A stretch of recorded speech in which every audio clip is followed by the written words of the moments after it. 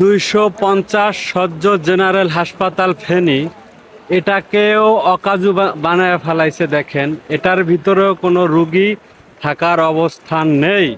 অ্যাম্বুলেন্সটা তাও কিন্তু অকাজু হয়ে গেছে, এটার এখন ইঞ্জিলে কাজ করতেছে না।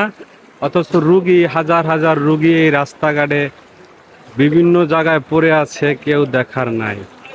ঠিক আছে, কয়জনকেই দেখবে ভাই, মানুষ তো অনেক। এই যে পানি, প্রচুর পানি, এই যে দেখেন, দেখতে পারতেছেন এই গাড়িগুলো আজকে অকাজু হয়ে গেছে। এই গাড়িগুলো কোনো কাজে আসতেছে না, পানিতে সব কিছু অকাজু বানায় ফেলাইছে। এটা হচ্ছে ফেনী মেইন সদরের দৃশ্য। এই দৃশ্য দেখার জন্য আসলে আমরা কেউই প্রস্তুত না। এখন কি করব, আল্লাহ বিপদ দিয়েছে।